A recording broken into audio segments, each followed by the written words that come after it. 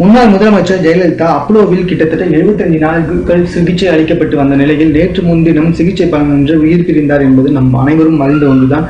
அவர் குறித்து பல நாட்டின் தலைவர்களும் பல மாநிலத்தின் முதலமைச்சர்களும் பல மூத்த தொண்டர்களும் மூத்த அரசியல்வாதிகளும் பல சினிமா பிரபலங்களும் அஞ்சலி செலுத்தி வந்த வண்ணம் உள்ளன. அது மட்டும் இல்லாம தமிழ்நாட்டு மக்களுக்கு ஆழ்ந்த இரங்கலையும் தெரிவித்து வந்து கொண்டிருக்கும் இந்த நிலையில அப்போலோ மருத்துவமனை இப்பதாங்க ஒரு சின்ன விஷயத்த அப்படியே வாய் வெளிப்படையா பேசி வந்துட்டு இருக்காங்களாம். அதாவது முன்னாள் முதல்வர் ஜெயலலிதா அப்போலோவில் சிகிச்சை எடுத்துக்கொண்டு வந்திருந்த போது ஒரு கட்டத்தில் நினைவு திரும்பி இருக்கிறது. அப்போது அவர் மருத்துவர்களிடம் நான் இங்கே எத்தனை நாள் ஆகியிருக்கிறது என்று கேட்டாராம்.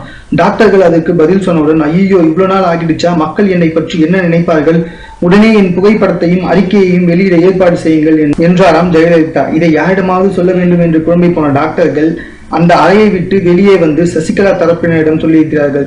சரி நாங்கள் பார்த்துக் கொள்கிறோம் என்று சொல்லி அனுப்பிவிட்டாராம் சசிகலா தரப்பினர்கள். இப்போதுதான் அனுதாப அலை கூடிக்கொண்டிருக்கின்றது. இந்த சூழ்நிலையில் புகைப்படம் எல்லாம் வேண்டாம், பிறகு பார்த்துக் கொள்ளலாம் என்று பேசிக் கொண்டார்களாம்.